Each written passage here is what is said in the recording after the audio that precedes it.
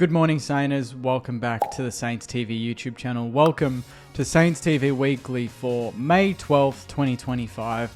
As always, thanks to Inglewood Coffee Roasters. Check out their website at www.inglewoodcoffeeroasters.com.au. Redeem the discount that's popped up on your screen right now and you get discount on coffee, tea and chai products. So again, thanks to Inglewood. Straight into it, round 9, we took on the Blues. Unfortunately, we couldn't bring home the win. We went down by 15 points. We fell short, 62 to 77 in front of 65,000 at the MCG. I've got my 5 things we learned out already.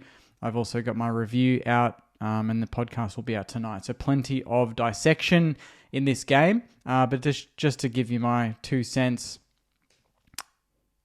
both teams looked like they were kind of afraid to win, but we looked even more afraid. And when we had moments when Carlton allowed us to have space on the counter and to really go inside 50 and hit a target, we blew it. We were just very poor with the ball.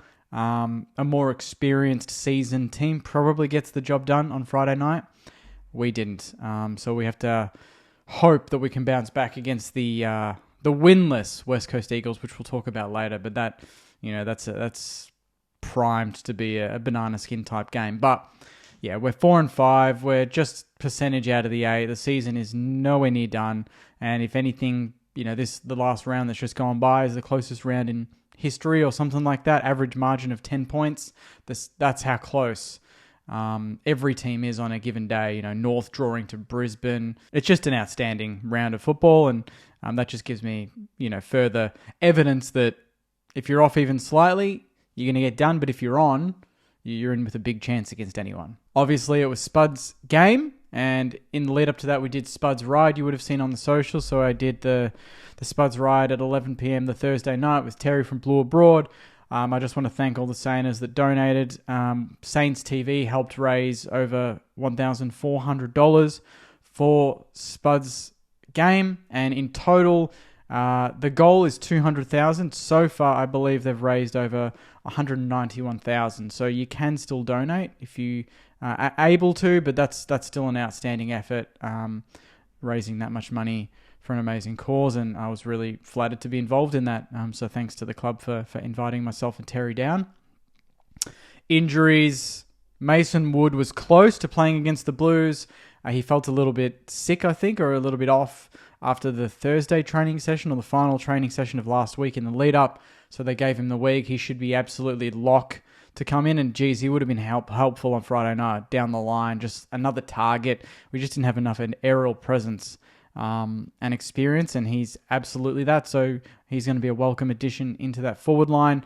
Mateus returned. That was awesome. Patrick said he is a test, although I don't think he'll debut just yet. Probably more VFL time. Dan Butler could be one. He was a week listed as of last week, so he may go into the VFL. Lance Collard was the sub, so I don't know if there's a potential there to bring in more experience and give Lance a spell. But Lance is from WA, and we're playing in WA, so you kind of think maybe we'll play him in front of his family. Although you don't want to just gift games for that. I get that, but we've seen that done before.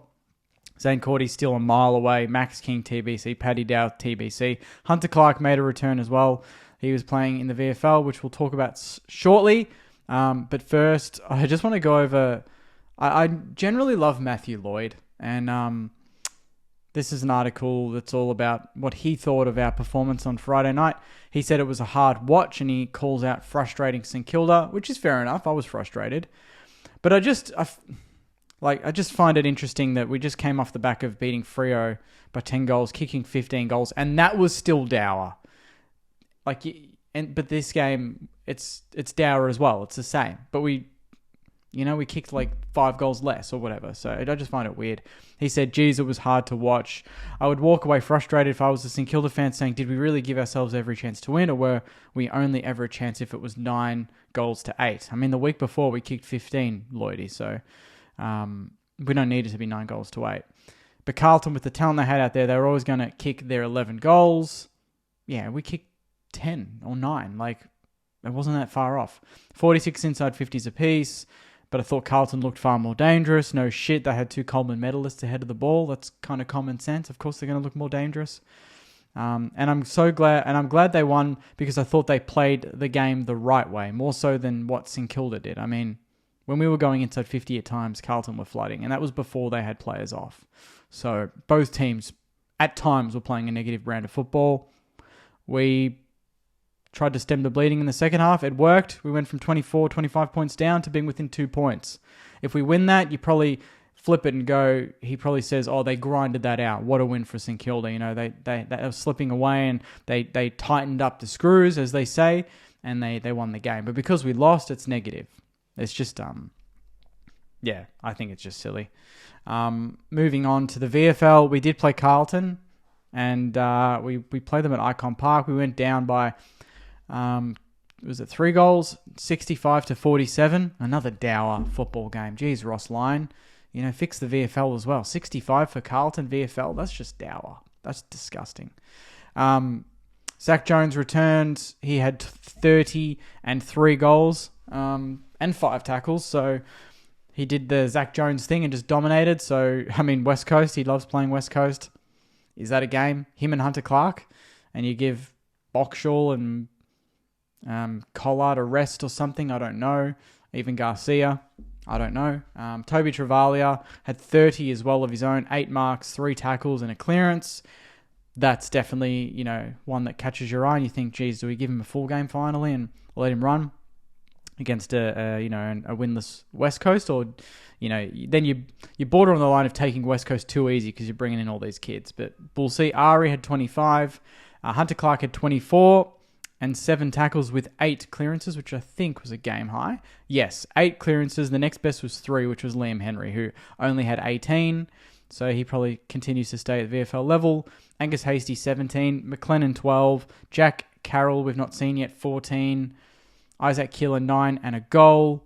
Lance Collard actually did play VFL because he was a sub and only got minimal minutes in the AFL. He only had the 7 disposals. James Barrett, 9. Alex Dodson, 8. To round it out. And that does bring me to the game on Sunday.